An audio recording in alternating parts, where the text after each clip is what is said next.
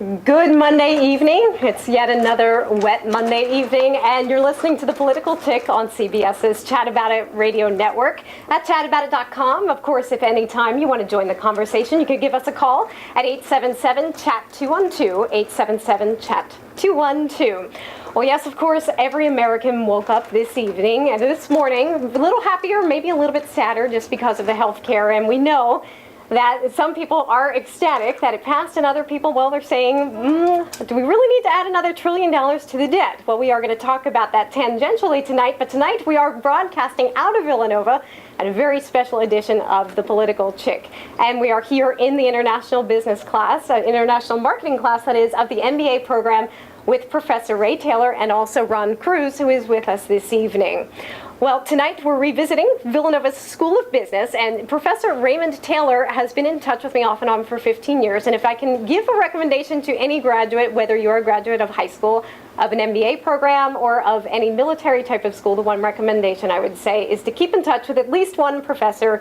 You never know what can happen. They make for great resources, they give good job advice, and you can also find yourself maybe one day doing a show out of your classroom. But I want to give you a little background as to Professor Taylor, what he does and what he has accomplished. And just to list off a few things, he's taught in Korea, China, Germany, the Czech Republic. He was also honored with the Charles Slater Award for his contribution to macro marketing and the Hans Thorelli Award for his influence on international marketing. He's also a senior research fellow right at the Center for Public Policy and Market Research, and he served as a consultant for General Motors, for Philip Morris, Clear Channel, Infinity Broadcasting, and many, many more. He is often an expert as far as some legal cases go, and very high-end legal cases, especially those regarding intellectual property. As you know, too, the healthcare reform bill was passed. He's going to be talking to us about healthcare as far as what kind of branding do hospitals and pharmaceutical companies do now that we speak about that. But also, the focus tonight just going to be on globalization, the macro level of globalization as branding. Who's doing it right in America and who's doing it wrong, and what could you be doing if you're looking to penetrate some international markets? And then we're going to turn over the questions over to Ron Cruse. He is the author of this fabulous book called Lies, Bribes, and Peril. You can buy it on Amazon.com. You can also take it on a flight, because he says it makes for a fantastic flight book, since you can skip to any chapter and learn a wonderful, marvelous lesson at the end of it. So without further ado, welcome, gentlemen, to The Political Chick. Thank you. All right, I'm going to start off, Ron, I'm going to hold you off for a few minutes, because we're going to start off at the macro level. And Professor Taylor, if you could tell us, on a globalization scale, how has that started to influence marketing trends? Well, we've been talking about globalization really for many years, dating back to the 1960s, but there's just no question that everything is headed that way, and that, as Ron Cruse pointed out to this class, growth rates in many up-and-coming countries are much higher than those in the economically developed world. So you have countries like China and India, Russia and Brazil that are growing very rapidly, and for large multinational firms to ignore those markets today is a mistake.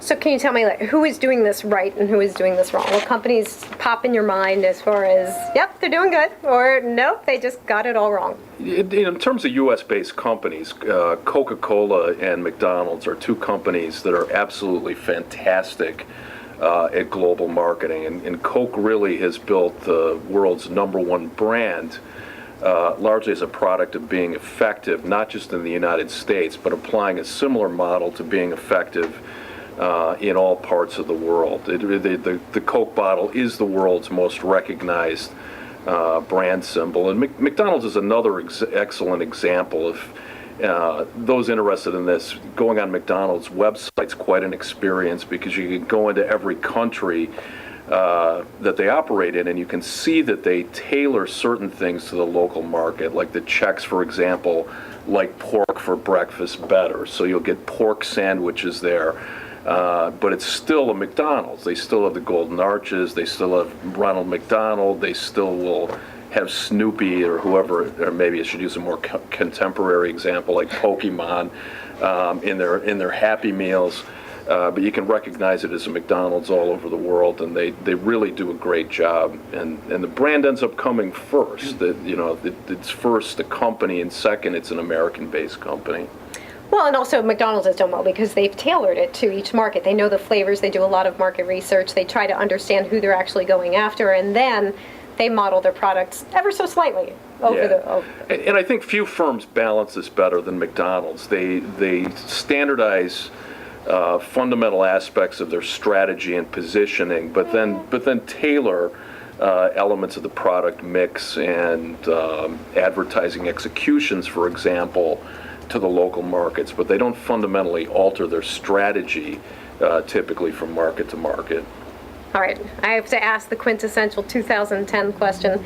How has social media affected all of globalization, and is it really just one of those things? I'm hearing both ways, like, oh, it's the most fantastic thing because you can reach thousands or millions of people.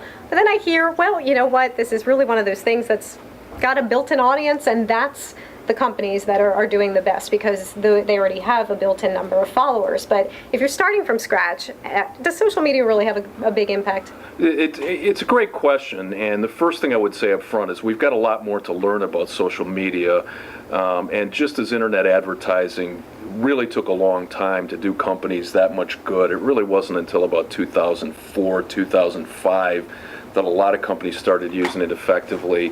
It's a gradual process with social media, but certainly there's little question that there are ways you can find to use it effectively, even though, a couple of things that we know are true. One is when you just look website hits, like if you look at how many times a YouTube video has been viewed, it's not a very good indicator. It might be, the same person can watch the same video 100 times, and the tendency is to exaggerate those exposures. So kind of what I think you were getting at least is a little bit of it can be exaggerated. At the same time, and when you see what some firms did with their Super Bowl advertising, running it before the event, having it get picked up and people passing it on by word of mouth, and then the ad itself runs, and then it's up on all kinds of websites and social media sites, and it's getting talked about. That can really generate buzz. But I would say I think the best researchers on this are discovering that over the long haul, it's a mistake to rely only on social media. In a sense, you need to have your own home, your own place where people can go to learn about your brand. But it's not a fad, and it is being used all over the world. There's these guys in China right now that are kind of like they kind of mimic lip sync like the old Backstreet Boys in the United States, and you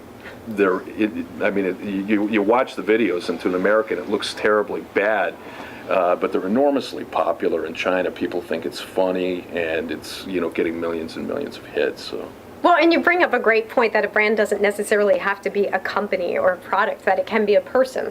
We were talking about earlier today that it could be Tiger Woods as a brand, and you just brought up music. Gosh, Madonna was one of the first innovators of how to change and refresh and change again your brand, right?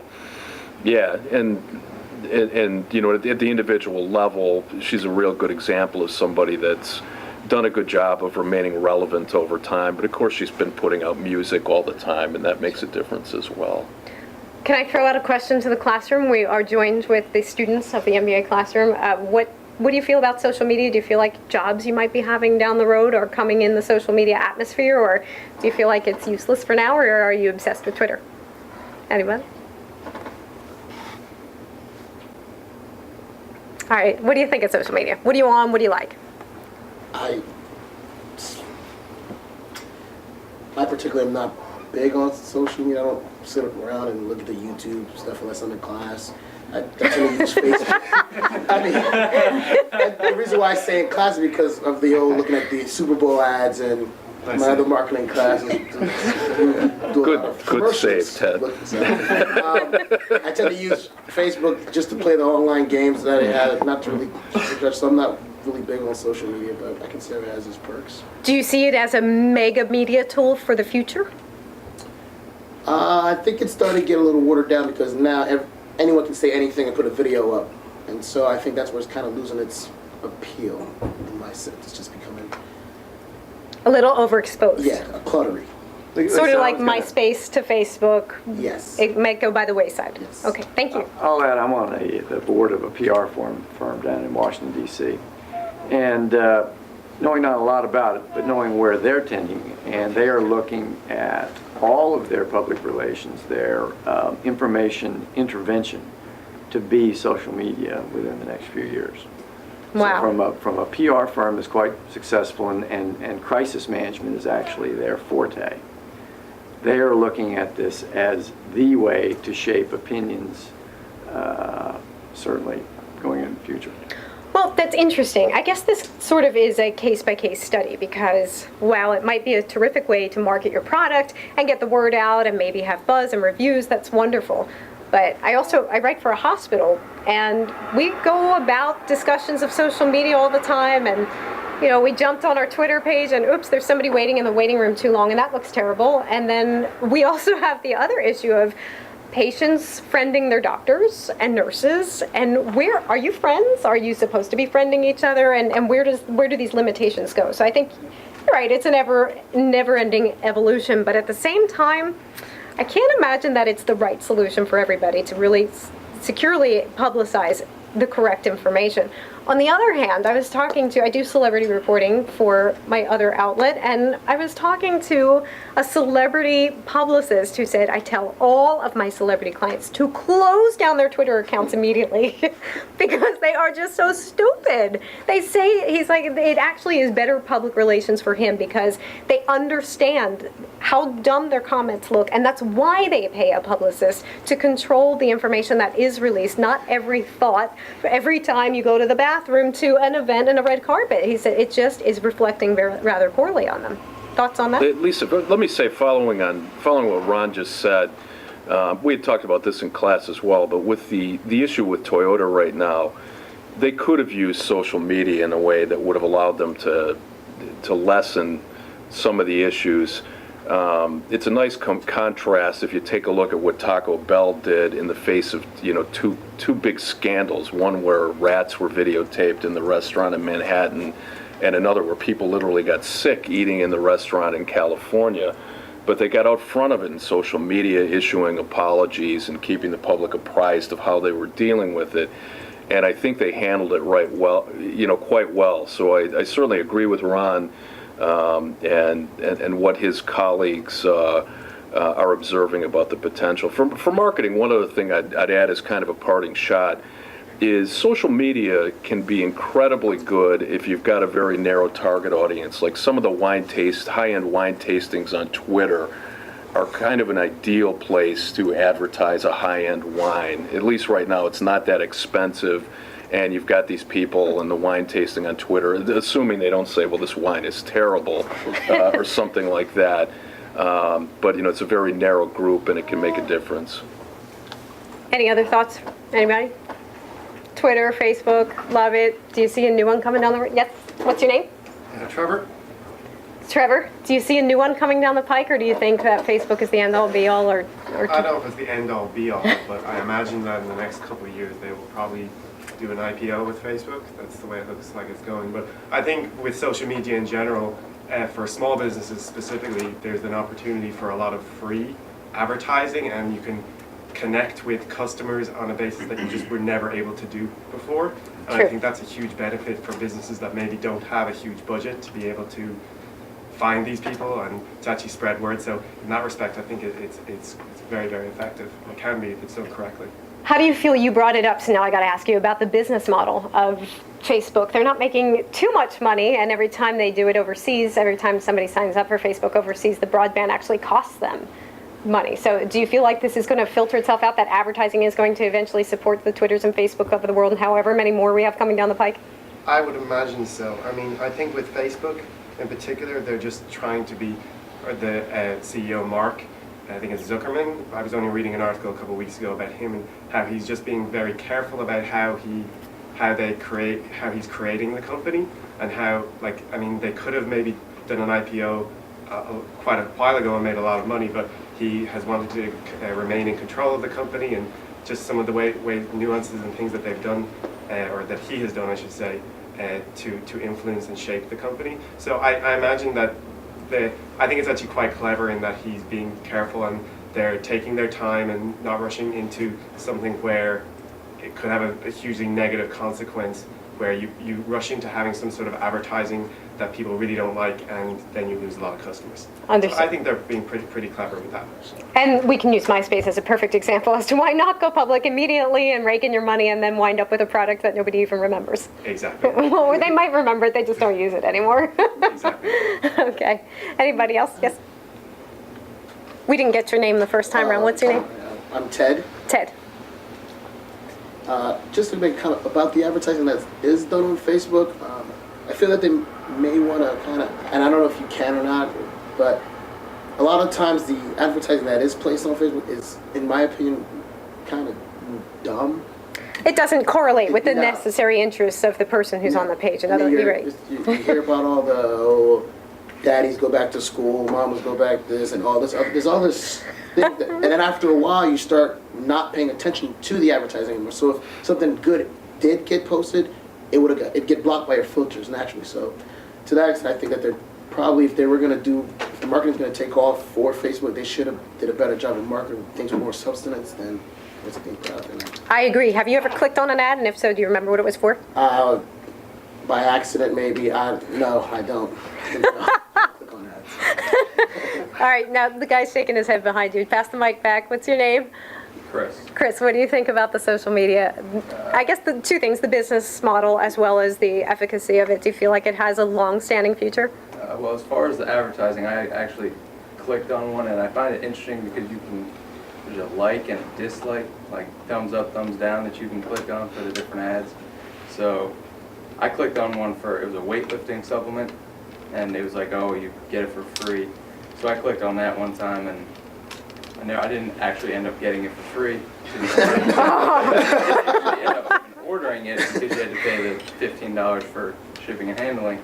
That's a hefty shipping charge. So pretty much, like, that was my first Facebook advertising experience, and ever since then I really don't even look at them or try to avoid them. Okay. So, but it's interesting that I've actually clicked on one and You didn't get the end result. Right, the end result never occurred. So did you put a big thumbs down on it? I actually click thumbs down on ones that are like really absurd.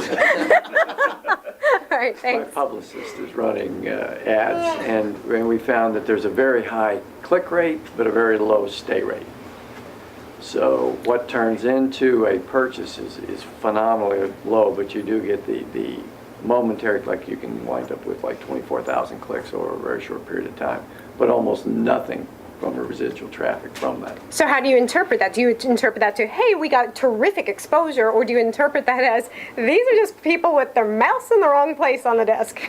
Depends on whether you want to see, glass half full, glass half empty. That's basically how you interpret that. This does go back to social media advertising being better for some purposes than others, and building awareness is one good purpose for it. But Ron's own website, which incidentally is quite good, is going to be more effective at selling the book than a social media site.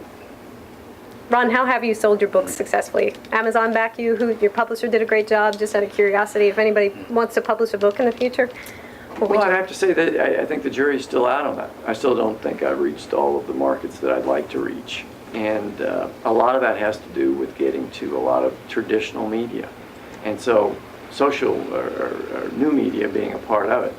But the traditional media guys play such a big part about who gets news and how they get news that you do have to woo those guys. Okay, I'm going to shift the conversation over a little bit to healthcare. I know everybody has strong feelings one way or the other way, past and how it passed, and was it good, bad, or ugly. Ray, if you could talk to us just about where do the pharmaceutical companies go from here? Where do the hospitals go from here? It's terrific that volume is going to increase, but the costs are going to increase, and we all know the more advertising that the pharmaceutical companies do, the more we pay for drugs if we need them. So what's the solution here? Well, I do think we've got to wait a little while and see how it falls out. And I mean, make no mistake about it, with pharmaceutical companies, they were very involved in the planning process for this as well they should have. I mean, the pharmaceutical industry is one of the gems of our economy, And, fortunately, I don't think that this bill, at least what was passed so far, tampers with the success of the pharmaceutical industry. But I do think the thing I like about direct-to-consumer advertising, which is illegal in most countries, incidentally, is that it leads to more informed patients. And I think the new environment will continue to be one in which DTC advertising for certain types of conditions, where it's more effective for drugs where people may not know they have the ailment unless they kind of find out that there's a drug to treat out there. But the surveys actually show that consumers do become more informed. They go to websites, they have better interactions with their doctors. Critics will say that doctors complain that people are just coming to them asking them for drugs that they don't need. But if you really look at the data, more doctors will say that it leads to better conversations with better informed consumers than will say that that people are just coming in, that we're a nation of hypochondriacs that sees an ad and runs to the doctor and needs whatever it is. Not to say that never happens, but it's not as widespread. But, the bottom line, back to your question, I think we need to see a little bit about how the whole thing falls out, even though it's enormously expensive. Some of the changes in terms of marketing I don't think are really going to be that colossal. It's putting 35 million or so new people in the system, but a lot of people will still see DTC ads, still go to the same doctor that they've been going to, depending on what happens, that is. What about individual hospitals? You have a small hospital, a large hospital, a medium-sized hospital. How are they either going to benefit from this or need to market more because of this? Good question. Again, I would wait and see how the impact falls out, but I don't think the fundamentals really change a lot, other than that there is more of this built-in business. All right. Well, and I guess the good upside is that we won't be having so many people flooding the emergency rooms, right, where a lot of the cost was, because they now have the option to go see their doctor and actually get, hopefully, the right treatment before they have to go to the emergency room. Yes? Having heard a lot of not so great stories about what has happened in emergency rooms, that said, I don't mean to be critical of every emergency room doctor. A lot of good things happen there too. But as you're suggesting, it's not the ideal setup, and I think you're right. Yeah. Ron, have you ever had to be in an international emergency room or hospital for any reason? Yes, I have, actually. What happened? What'd you do? And thank goodness it wasn't me. It was in Paris. And I will have to say, if we could make healthcare here like this, it would be pretty great. But a friend I was with tumbled down one of those black staircases in one of the restaurants there, right along the Montrose Avenue there.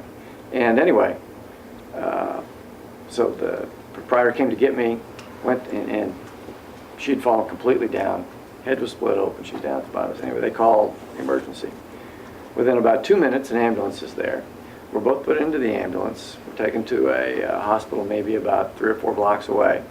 It did take a while, but they did a complete MRI scan, sutured her, and after about 2.5 hours, which, that's normally what it would take in an ER, we walked out of there with her MRI scan, and the whole thing to take back to the States to give the doctors in the States, and nobody paid a penny. Well, that is nice. But now I got to ask you, do you know what they pay in France for their health care? I don't. They pay 20% of their salaries before the taxes are even taken out. So for those of you who are probably in some kind of 35 to 40% tax bracket, show of hands, anybody interested in paying 20% more? I got a lot of no's out there. I got a lot of no's. And what I thought about the loophole in the system was, I didn't think that we should have been part of the system. I went to try to pay, I couldn't find anybody to pay. And they just said, no, you're free to go. Okay. But I did feel a little guilty walking out of there with this MRI scan. And she's limping and her heads all sutured up, and I'm like, wow.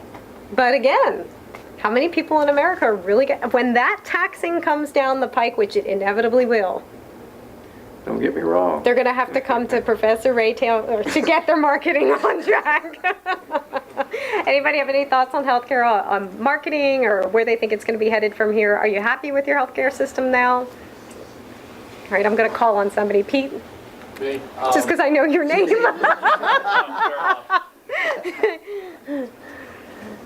Thanks.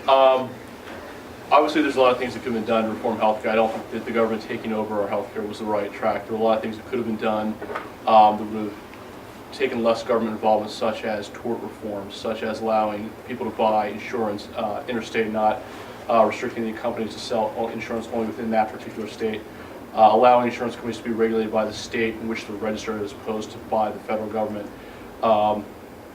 I think that there's a lot of other things as well that could be done, but I don't think the government takeover is the right answer. Wow. Now, if you've been listening to the political chicks, somebody out there is going to think that I paid you to say all of that, because I agree with you 100%.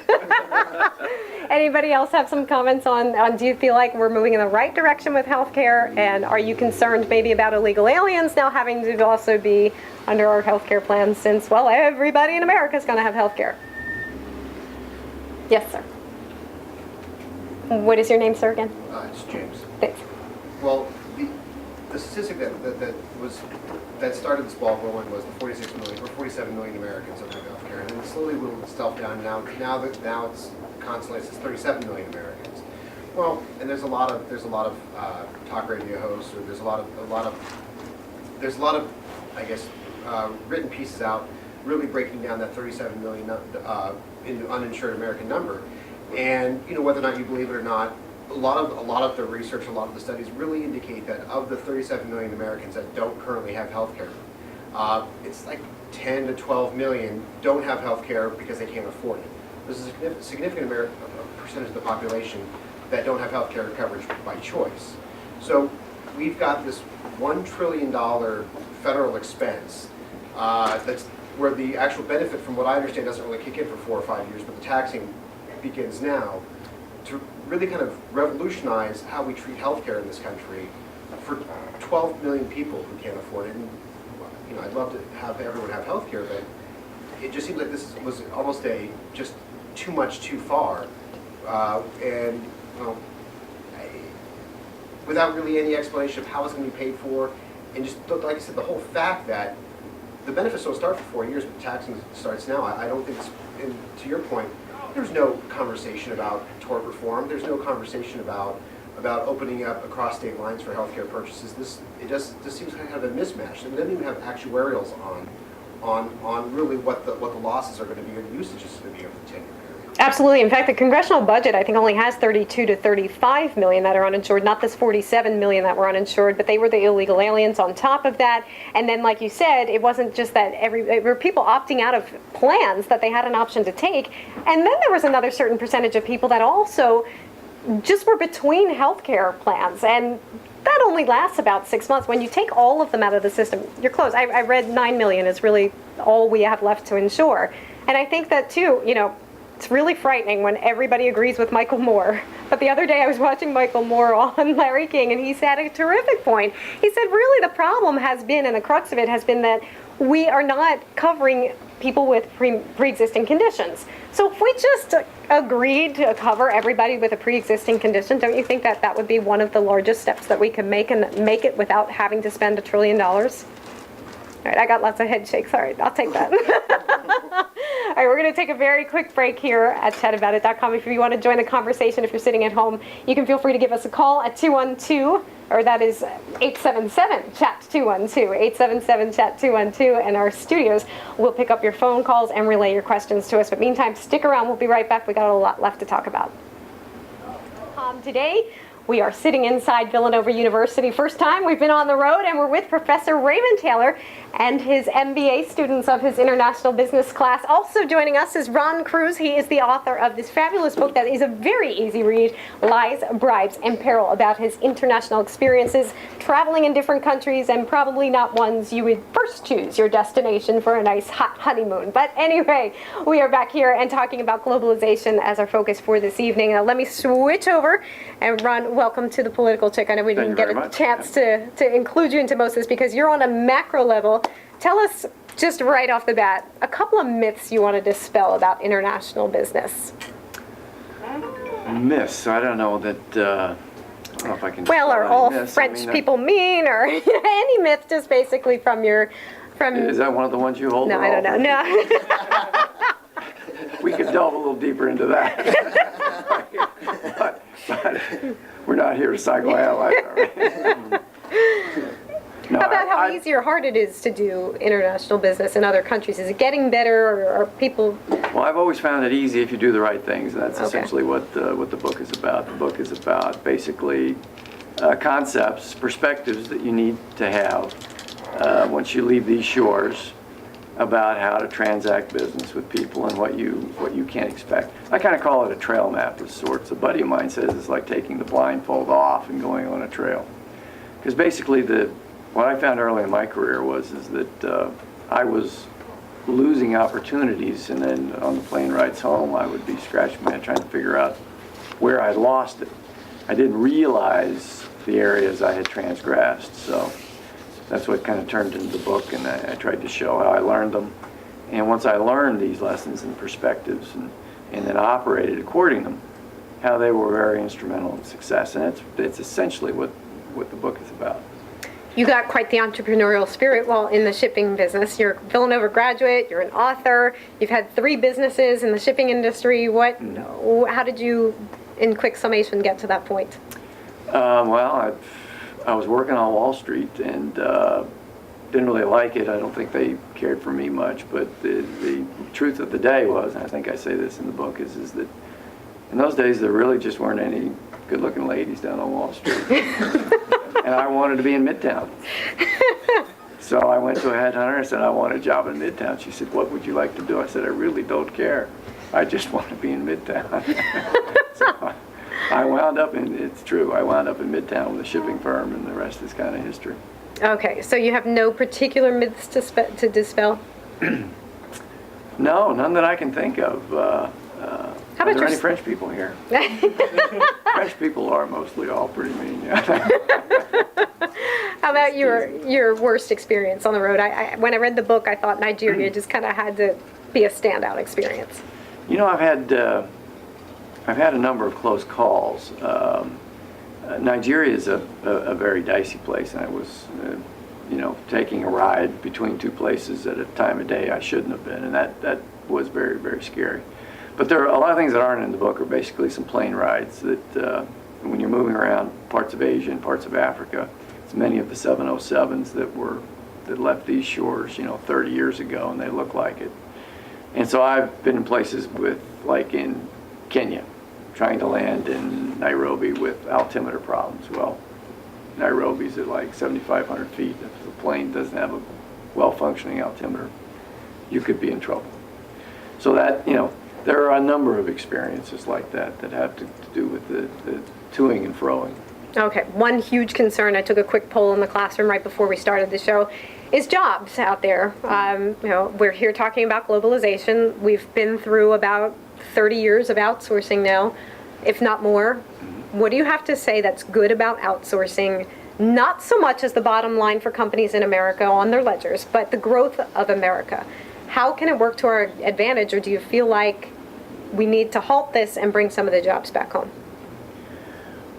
Well, I'm trying to think of the best way to go about answering it. I believe outsourcing is to stay, and what I believe where the growth is going to be in the world, I believe that jobs, and I mean the major preponderance of jobs, will be found overseas for U.S. companies trying to make and keep footholds in major emerging economies, and then they'll be here in this country working for foreign companies trying to brand and either buy strategically or grow organically here in the United States. So, but there's going to be a ton of jobs outside of these shores because that's where the growth is. You went over in Professor Taylor's classroom that growth is actually in Argentina at 9%, expected in Russia at 8%, India 9%, and China 11%. Where would you recommend if somebody did want to take their first international splash out in the world? Where would they have the most success and why? I don't think it matters. I think the growth is going to be so extreme. I think that you could literally almost just pin the tail on the donkey on the map and go there and be successful. I mean, I really do. These are the kind of growth rates. And if Jim O'Neill from Goldman Sachs is correct, if the BRIC economies do supersede the G7 in the next 17 years, that's such a phenomenal turnaround. I mean, the math on that is crazy. Right, you need to now explain to the political chick listeners about that G7, a little bit of bad news for us. Well, not really. It means that tremendous wealth is being created. Outside of the United States. But that's okay. We're just going to go be a part of those markets and create jobs here and there. With international branding. With international branding, and these guys here will all be a part of that world. But basically, the lead economist for Goldman Sachs has stated that the emerging economies, led primarily by what they call the BRIC economies, Brazil, Russia, India, and China, which are currently 15% of the world's GDP, will supersede the G7, which is currently 55% of the world's GDP, within the next 17 years. And I mean, that's really staggering when you think about it. It most certainly is. It's a little scary to us Americans who, have gotten used to being on top of the world, and now the world is flattening and everybody's participating. What would you recommend to people who are in a company that's not necessarily penetrating global markets? Besides, get into the global markets. I would say, the world is getting smaller. I mean, it sounds trite, but it is, and this is why I was telling all these guys at the beginning of the presentation, this is the right place to be. Their careers are going to be in the right place. And I think no matter where they fall, because of the amount of wealth being created in all of these countries, and because of the wealth that U.S. companies and opportunity U.S. companies will be chasing, I just don't think that there's any place bad you can land. Okay. Well, speaking of outsourcing, I've kind of seen a general shift in two directions right now. One of them, not so hot. I mean, obviously you get your low-cost talent there overseas, but one of them is in the service direction right now, and that our service jobs are even being outsourced. In fact, some gentleman I know just the other day said to me, "You won't believe what I did. I hired a personal assistant, and I hired them for $700 in China, and he does everything for me. $700 a month." What do you think about that? I think that in a way that speaks scary terms to us. Do we need to be getting sharper skills in America? Do we need to be focusing more on innovation rather than certain service jobs? But I feel like now it's not just our manufacturing jobs, it's our service jobs that are going that way. And if we don't watch it, we've got something to worry about. I think you're dead on. Oh, you're not supposed to say that. You're supposed to say, nah, don't worry about that. I think you're dead on. I mean, we get into the debt. We were talking about debt before. And the lead economist of the IMF has basically said that the G7 need to watch their debt because it will consume their growth. And the United States is in one of the most precarious positions, and this goes back to healthcare, regarding its debt. The Japanese actually have the worst debt, but it's all held by Japanese households. They're savers. We are not. Most of our debt is held by foreign countries, China, the Emirates, etc. So the G7's got to get their debt under control and to even keep pace with a lot of this other growth, which means that over here there's actually some hard decisions to be made on cutting back, government spending particularly. So, well, we just spent $1 trillion yesterday, and we spent $17 billion on the jobs bill that we should have spent a year ago last week. We're not exactly heading down, though. We're saving our money path here in America. Well, it's going to become a global economy, and I think that's the way to look at it. It is a global economy, and with the growth possible, say, in the cell phone industry in China, if you think there's still 3 billion Chinese that don't have a cell phone. Well, if I was in the cell phone business, that's where I'd be going. I mean, let's face it, that's your biggest market. So whatever it would take to penetrate that market. And you think of consumer products, you think of the Procter & Gamble's, you think of Unilever and all of these people. I mean, the tremendous money that generates around consumer products and the number of consumers based upon that kind of wealth creation, which means middle class growth in all of these countries, means McDonald's, it means, Crest toothpaste. It means Elmo dolls being sold with 10 different languages written on the side. So it means all of that. And that's all good for corporations that get out and get into the hustle. But those that don't, and corporate history is full of this. They either get out and get into the fray, or they get gobbled up, or they die. All right, now I'm going to bring in a question regarding brands that you specifically brought up, Professor Taylor. You said that McDonald's is doing it right, Coke is doing it great, but I'm going to bring in a question Judy proposed about the healthcare bill. Judy's over here, and she had said, do you think this is going to affect the products that, if healthcare companies are really going to want to see their costs reduced, and they're going to need people to be healthier? I mean, let's face it, we're only going to need to go to the doctors less if we're healthier, so why not step into the preventative care and also try to at least educate people that you can't eat McDonald's, have a Coke every day? Do you see this negatively impacting those companies that tout products that are not exactly stellar health products? I'm not sure I followed everything. There's something I do want to get in following on Ron, though. Lisa, outsourcing is really sourcing, and in a global economy, you source from the most efficient supplier. And take a look at a company like Nike that decided its core competence was in marketing and design, and they've built on that, and they've been a very successful company that have brought a lot of profits back to the United States. That's what you need to do. So I agree with what you said about innovation. And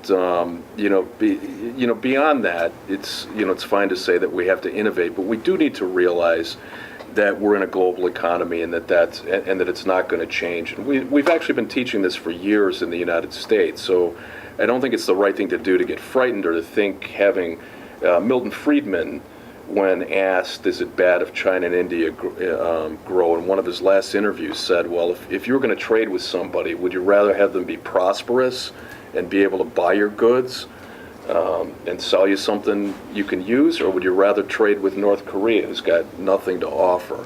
So global growth, yeah, that's a little too blunt. But global, exporting creates jobs, and global trade creates jobs. So I think there are a lot of unnecessary fears. And if you want to repeat the health question, I didn't get the whole. I'll add something to that. Yeah. Global commerce also creates safety. It creates peace. So one of the reasons why we won't fight with China and will never fight with Russia again is because we're all intertwined now. The money's going back and forth, the investments, it would not be good. And believe me, the people in both of those countries know that it's not good for them to. Is there something more that they could be giving back, since we've shipped off, I want to say, 10 million jobs since 1970? I know they hold our debt, but they're also making money by owning U.S. dollars and making investments in our country. But isn't there something else that they could be giving back to the United States to say, hey, thanks? Well, if you think about it, though, that's where, Not a bribe. we're talking about manufacturing. That's where all the manufacturing's been, and let's face it, that's a truism that doesn't really change in business. Where the manufacturing is, where the innovation of manufacturing is, where now it can be technological, whatever, and you have the Intels and the Ciscos manufacturing, innovating overseas. Well, that's a given. The manufacturing jobs are the one I'm referring to, the 10 million that we shipped overseas. Isn't there something more besides, we're going to invest in your U.S. dollars and make a profit at the same time that they can do? Well, we're going to become a global economy and with free trade, and then everybody does better. I mean, when everybody's doing better, it's going to be a much more peaceful place. Are we better off with NAFTA and CAFTA, yes or no? I got one yes in the audience. I got 2 yeses. I got 4 yeses, and I got 2 no's. And I got a maybe over here. Depends on, it depends. Yes, sir. Yeah, you mentioned that we've shipped 10 million jobs over there. To look at it like that, though, is probably the wrong way to do it. It's more a case that we are now able to do 10 million other jobs here that we weren't able to do before. So that's our. But that was not what comparative happened. That is not what happened. We are now at almost a 10% unemployment rate. I know this has been a recent development, but ever since NAFTA and CAFTA has gone into effect, it has been much more difficult. And like you said, the ideal was shift into new innovative jobs, start thinking, go open your own business. That's not what happened. There are people unemployed that refuse to up the ante on their skills because they're like, I am a XYZ, whatever their discipline is. They're not now opening up the next Twitter, Facebook, or coming up with a new iPod. This is not what happened. In the short term, you're right. Some people are unable to upgrade their skill set either by choice or by design. Obviously, if you're a 60-year-old person who has done manufacturing your whole life, you're not going to be able to, as you said, invent the next Twitter. But the reasoning behind it is that when you have a certain type of job that can be done somewhere else more efficiently, that allows for innovation to happen within country. Obviously, as you said, unemployment rate here right now, that's not necessarily a factor related to that. That's more a global political or not a global recession doesn't necessarily relate, is what I should say. But I really do think that, let's say if we had decided, okay, we're not going to allow manufacturing jobs to be shipped overseas, would the country be better off? Absolutely not. Because? Because we would be, that means that, let's take a simple example. We'll say that all television sets have to be produced in the United States.